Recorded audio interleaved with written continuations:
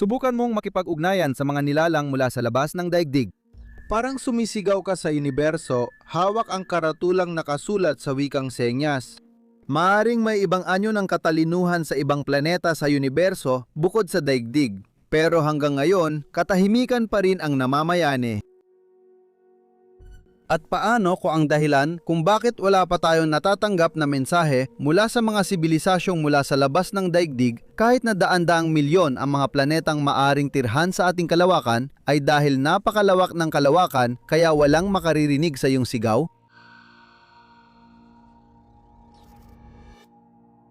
Siguro naiintindihan niyo na, kaya gusto kong ipakita kung gaano kalaki ang hamon sa pakikipagkomunikasyon lampas ng mga bituin.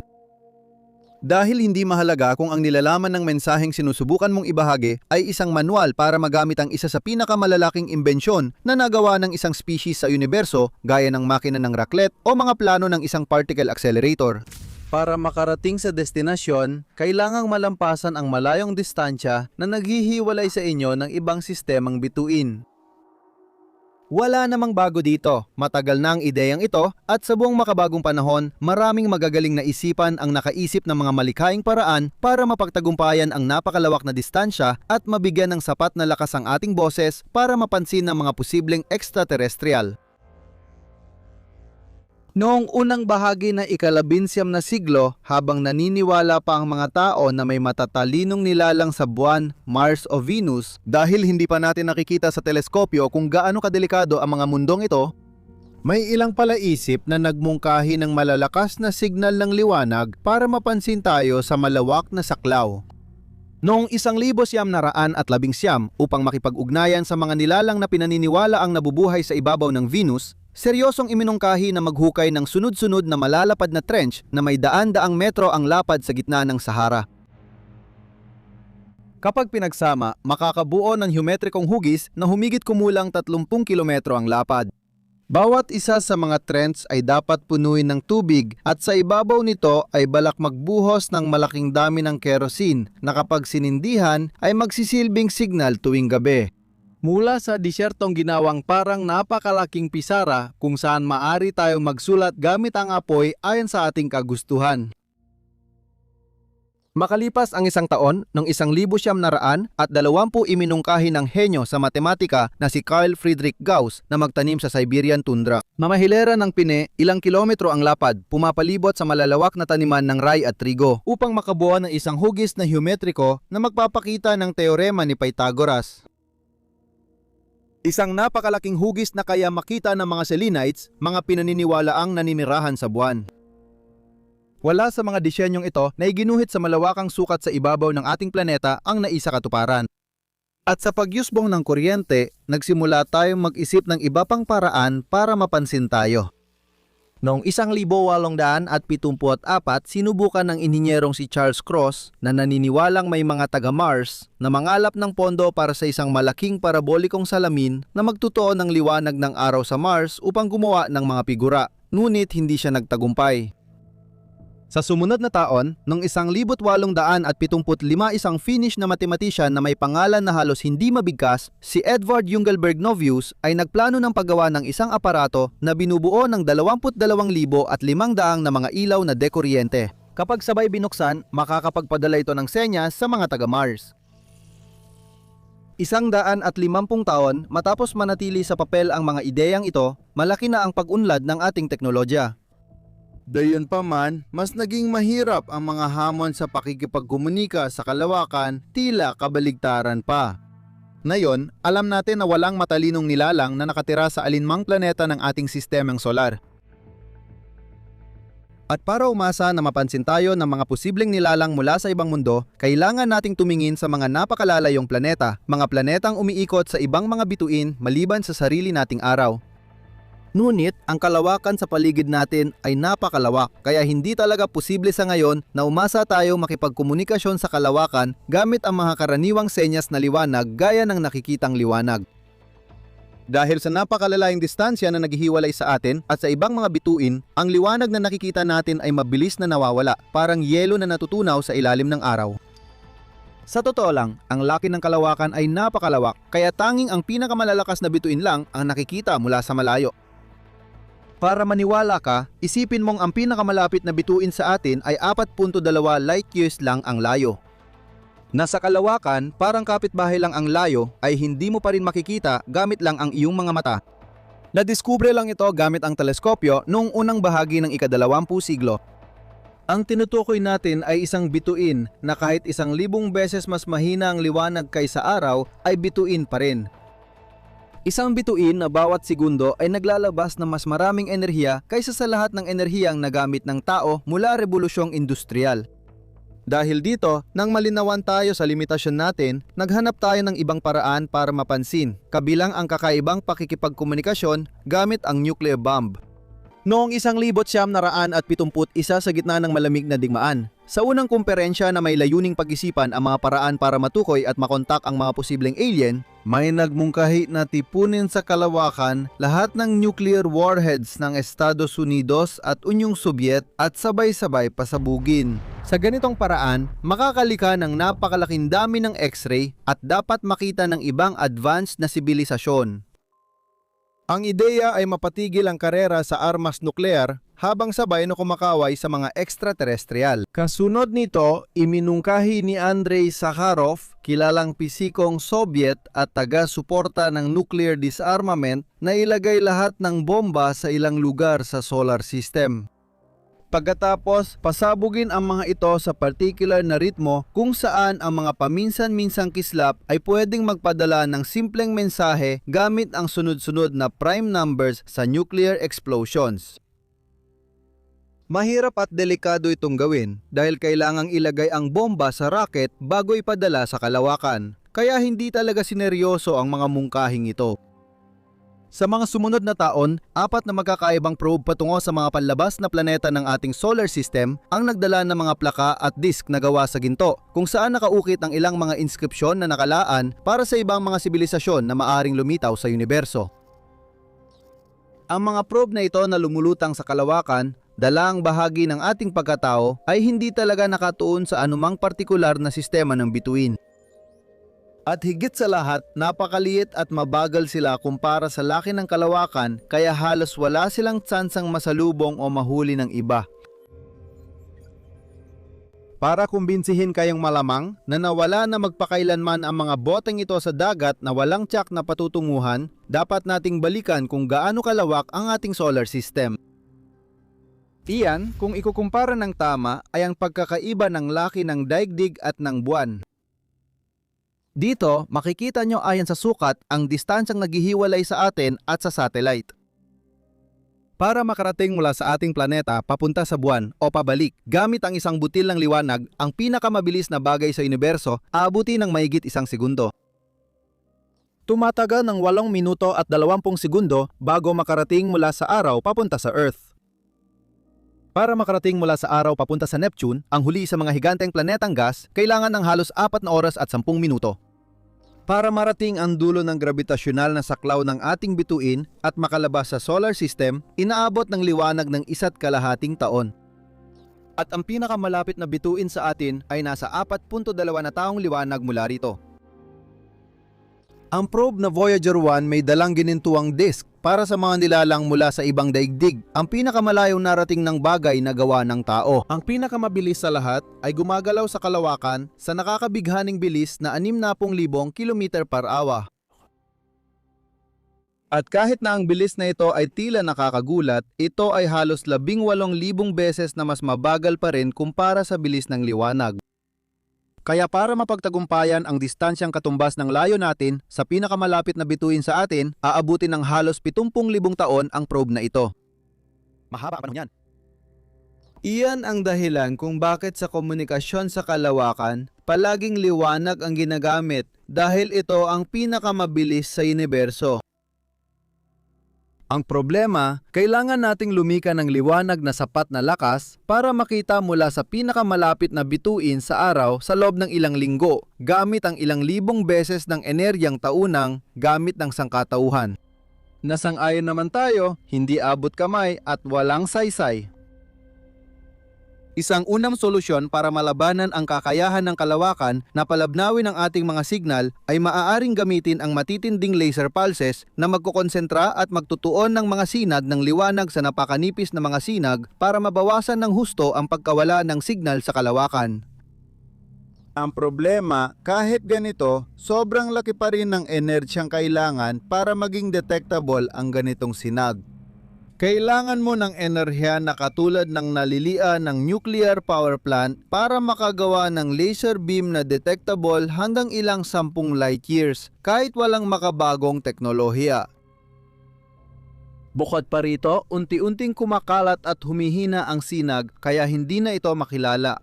Dahil sa interstellar na kapaligiran, bahagyang naapektuhan ng manipis na molecular na gas at alikabok ang paglalakbay at katangian ng liwanag. At matapos ang mga taon ng pagdaan sa malalayong distansya ng mga munting abalang ito, nagkakaroon ito ng malalaking epekto hanggang sa mabago o tuluyang mabura ang orihinal na nilalaman ng mga ipinadalang mensahe. Bukod pa rito, dagdag pa sa mga hadlang na ito, ang katotohanan ng paggawa ng mga laser na kasing lakas at kasing tumpak ay isang napakalaking hamon sa teknolohiya at sobrang mahal. Paano nga ba natin masisiguro na ang mensaheng sinusubukan nating iparating, maging ito man ay isang manual para gamitin ang isa sa pinakamasamang imbensyon na nagawa ng isang nilalang sa universo gaya ng alarm clock o isang tanong tungkol sa kahulugan ng buhay, ay makarating sa tamang destinasyon ng hindi nabubura? Buti na lang, kapag gusto mong magpadala ng mensahe sa bilis ng liwanag, hindi ka limitado sa nakikita lang natin. Marami ka talagang pagpipilian dahil magagamit mo ang buong electromagnetic spectrum mula sa napakababang frequency ng radio waves hanggang sa mataas na enerhiya ng gamma rays. Dahil bawat bahagi ng spectrum ay may natatanging katangian na nakaapekto sa paglalakbay ng alon, dito natin mahahanap ang pinakaangkop na channel para marinig tayo ng mga extraterrestrial. Sa lahat na liwanag sa universo, ang mga alon sa pinakailalim ng electromagnetic spectrum ay tinatawag na radio waves. May malaking bentahe na kayang tumagos sa interstellar na kalawakan nang halos hindi naaapektuhan ng mga ulap ng gas at alikabok. Habang konting enerhiya lang ang kailangan para maipadala. Mukhang perpekto sa papel ang paggamit ng nakakodigong pagbati para makipagkomunika sa kalawakan nang hindi ito nabubura bago makarating. Maliban na lang na kahit sa larangan ng mga radio wave, kailangan pa rin na sapat ang lakas ng mga ipinapadalang signal para hindi ito tuluyang matabunan ng ingay sa paligid ng kalawakan. Ang interstellar na espasyo sa pagitan ng mga bituin ay laging puno ng hindi nakikitang electromagnetic radiation na nagmumula sa mga pagsabog ng araw mula sa mga kakaibang natural na bagay tulad ng mga pulsar o quasar o simpleng galing sa sinaunang radyasyon. Ang liwanag na ito ay nagmula pa noong simula ng panahon at lumabas nang naging nadaraanan ng liwanag ang universo mula sa pagiging di nadaraanan nito. Lahat ng bagay na mas mataas ang temperatura sa absolute zero ay palaging naglalabas ng kaunting radyasyon. Sa katunayan, tinatayang sa bawat 100 na partikula ng liwanag na gumadala sa kalawakan, 4 lang sa mga photon na ito ang nagmula sa mga bituin. At ang kabuuan ng mga paglabas na ito ay bumubuo ng parang ingay sa background na kailangang lampasan para hindi ito makalusot ng hindi napapansin. Para maintindihan kung gaano kalakas ang ingay sa kalawakan na nagpapalabo ng signal, isipin na ang radio waves mula sa pinakamalalakas na FM antenna sa mundo ay halos di na makilala mula sa cosmic background noise na ilang light years lang ang layo, kahit sa mga radio telescope na pinakamataas ang sensitivity. Dahil mabilis humina ang signal habang dumadaan sa malawak na kalawakan at lalong humihina sa paglayo. Huwag asahan na kahit ang matitipid na radio waves ay maaabot ang buong kosmos para magpadala ng pagbati. Dahil ang pagkawala ng lakas habang lumalayo ay may napakalaking epekto. Ibig sabihin matapos ang ilang daang taon liwanag, halos hindi na matukoy kahit pinakamalalakas na signal na naipadala natin. Para maintindihan ang mabilis na pagkalat na ito, isipin na kailangan ng sapat na lakas ang radio message para matukoy gamit ang teknolohiyang katulad ng sa atin sa layong 100 taon liwanag at sa lahat ng direksyon. Kailangan natin ng 7,000 beses na mas maraming enerhiya kaysa sa kabuuang enerhiya ng lahat ng planta ng kuryente sa Europa. Kailangan din ng malaking network ng radioteleskopyo para ikalat ang signal. Dahil dito, madalas sa isang bahagi lang ng kalangitan nakatuon ang mga pinapadalang signal. Dito pumapasok ang isa pang hamon. Ang pagpapadala ng mensahe ay nangangailangan ng tamang pagtutok para mas lumaki ang tsansa na ito'y masagap. Dahil hindi nakapirmi sa pwesto ang mga bituin kaugnay ng isa't isa. Gumagalaw ang mga ito sa kalawakan. At para hindi magkamali, kailangan mong matutong tamaan ang mga gumagalaw na target na nasa 10, 100 o kahit libu-libong layo mula rito. Habang napapaputok mula sa planetang umiikot sa orbit ng isang gumagalaw na bituin, isa sa dahilan ng pag-iwas sa labis na pag-aalala sa detalye ay dahil dito nagmula ang iconic na pagtatangkang makipag-ugnayan sa extraterrestrial. Ang mensaheng Arecibo ay ipinadala sa globular cluster ng Hercules, isang malayong bahagi ng kalangitan na may halos 100,000 bituin sa loob ng 150 light years na lapad. Nakakatuwang isipin na ang mensaheng ito ay ipinadala noong 1974 gamit ang 305 metrong antena. Hanggang ngayon, ito pa rin ang pinakamalakas na naipadala sa kalawakan. Na pinagsama-sama ang katumbas ng libu-libong istasyon ng radyo sa isang makitid na sinag ay malamang na makarating sa destinasyon nito bilang isang mahina at halos patay na signal. Kung ang mensahe mula sa Arecibo ay tiyak na darating ng wasak, ito ay dahil hindi ito inulit at walang redundancy para maprotektahan laban sa burang dulot ng kalawakan na sa gayong kalalayuan ay tiyak na magbubura ng ilang bahagi nito. Para sa isang napakalaking kumpol ng bituin na nasa 25,000 liwanag taon ng layo, bahagyang nabubura at nasisira ng ingay ang paglalakbay. Ngunit, sapat na ilang bits ng impormasyon, ilang pixels ng nilalaman ay mawala para ang buong larawan sa huli ay mawalan ng kahulugan. May isang aspeto na di ko pa nababanggit, ang pagpili ng radio frequency na gagamitin sa pagpapadala. Dahil kapag tiningnan mo ng mas mabuti, ang banda ng mga along radyo na ginagamit ay talagang napakalawak.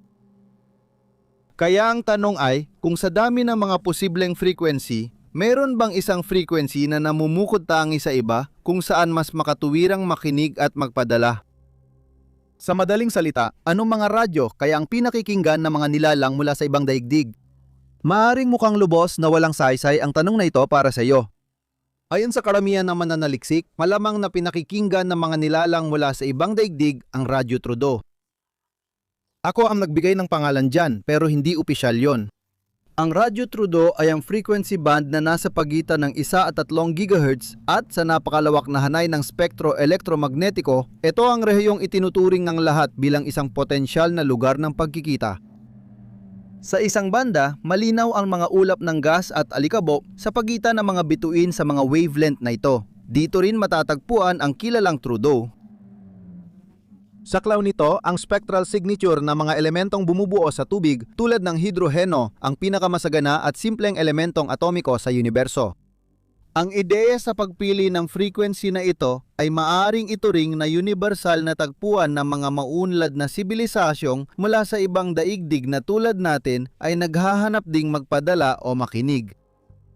Simula nang naging posible ang pagpapadala ng mensahe sa kalawakan, 12 radio transmission lang ang sapat na lakas para marating ang destinasyon. Umaasang balang araw ay masagap at maunawaan ito ng ibang katalinuhan. Kung gusto ninyong masaliksik ang nilalaman ng mga mensaheng ito, may isang episode na nakalaan para dito, naroon lang. Sa 12 pagpapadala, karamihan ay ipinadala ng halos nangangapa patungo sa mga sistemang bituin na halos di natin alam. Minsan, ni kung may mga planeta man doon, hindi natin alam. Parang nagpapadala ka ng liham sa malayong lugar na di sigurado kung tama ang address at may tatanggap. Kung totoo, kailangan nilang makinig agad para makasagot sa oras na natanggap nila ang mensahe. Magkakaroon sila ng interes na buksan, basahin at intindihin ang ibig sabihin nito kahit ilang dekada na ang lumipas mula nang ipadala ang mensahe. Hindi sigurado kung nabago o nabawasan ang laman habang nasa biyahe. Dahil sa dami ng hamon, para matiyak na makarating ang ating mga mensahe sa kalawakan, maaring ito ang dahilan kung bakit nananatiling tahimik at walang sagot ang paghahanap ng katalinuhang dayuhan. Maaring naroon sila pero kulang sa lakas ang ating mensahe para umabot sa kanila. Baka may narinig na sila pero inisip nilang ingay lang o nalito sila. Maaring ganoon. Maaring ganon. Maaring ganon. Sa anumang kaso, gusto ko talaga ang ideya na kung sakaling may sumagot sa isa sa mga mensahe natin, kailangan nating harapin ang napakalaking pagkaantala ng oras na dulot ng napakalayong distansya na nadhihiwalay sa atin mula sa ibang mga bituin para lang makapagsimula ng isang pag-uusap. Isang pag-uusap na magiging napakabagal, halos parang hindi totoo dahil ang pagkaantala sa pagitan ng pagpapadala ng tanong at pagtanggap ng sagot ay maaring abutin ng mga dekada. Tamang panahon ito para pag-isipan ang iyong saloobin. Dahil dito, ang interstellar na komunikasyon ay magiging pangmatagalang proyekto na maaring tumagal ng mga siglo at dumaan sa maraming henerasyon. Si Lolo at Lola ang nagtanong at ang kanilang mga apo sa tuhod ang magkakaroon ng mga sagot. Bago ako umalis, nais ko magbahagi ng isang huling kaisipang talagang nakakahilo sa isip para sa akin. Sa tanong na tayo, lang bang nag-iisang advanced na intelligenteng buhay sa universo? Dalawa lang ang posibleng sagot. Maaring tayo lang ang nag-iisa o kaya naman ay hindi tayo nag-iisa. At anuman ang sagot sa tanong na ito, ang mga implikasyon ay talagang nakakahilo sa isip. Kung ang matalinong buhay ay umiiral lamang sa daigdig, napakalaki ng responsibilidad natin para dito. Kung may umiiral pa sa ibang lugar, ang makadiskubre nito ay malaking dagok sa ating pagkamakasarili. Para sa marami, isang Diyos. Habang naghihintay tayong makatanggap ng sagot balang araw, ang mundo lang ang natatanging tahanan ng lahat ng kilalang buhay sa universo dahil wala pa tayong natagpuang iba. Narito ang video na ginawa para ipabilib ka at ipakita ang laki ng kabuuang universo. May playlist dito ng mga tanong tungkol sa mga extraterrestrial at makikita rin ang nilalaman ng 12 signal na ipinadala sa mga bituin.